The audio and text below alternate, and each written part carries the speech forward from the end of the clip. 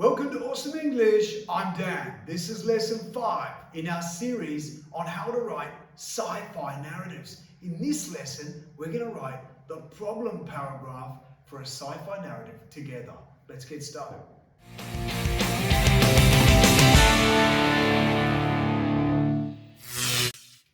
Whoa! Character versus nature. Character versus character.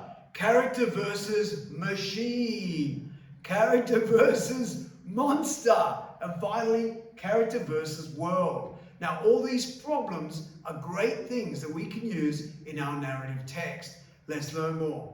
Okay, welcome to our awesome checklist for today's lesson. These are the objectives we want to achieve. So our first objective is to be able to choose a problem for our sci-fi narrative.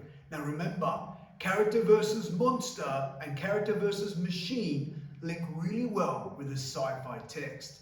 Our next objective is to be able to link our problem to the build-up. Now remember, we didn't want to go straight into the problem. We needed that build-up first, and we can link it with those sentences that are close together. We'll learn more about that. The next is to be able to use the hamburger strategy to make our paragraph really well structured. Our next objective is to be able to use literary devices. These are awesome for catching the reader's attention. Then, to be able to use a mix of sentences to create interest and variety in our text. And our final one is to be able to use past tense verbs because narratives are in the past. All right, let's keep going. Okay, before we get started, let's do a little think, pair, share. So if you're in class, talk to the person next to you. If not, just brainstorm at home. What type of problem do you want to use in your sci-fi narrative? Maybe you're able to use 2 or just choose 1. So spend a few minutes, start sharing or talk by yourself. Go.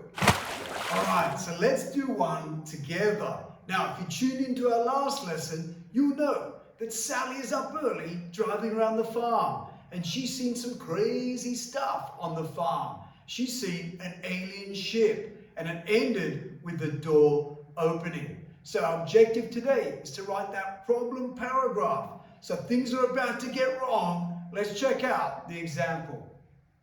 All right, so as we read the example, perhaps you can spend some time jotting down ideas that you like. Maybe you can spot some literary devices that you want to use in your problem paragraph.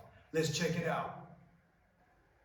Sally felt as though she was being pulled closer and closer to the door. She tried to resist, but an invisible dark force dragged her onwards and down.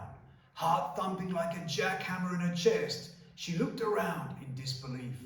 Ah, she screamed with no noise coming out. Without warning, the lights went out. Suddenly, Sally stared into the dark abyss that had surrounded her. The darkness was a blanket covering her completely. The wind roared and danced in the distance, as if in another room. Beep bop, came a weird voice.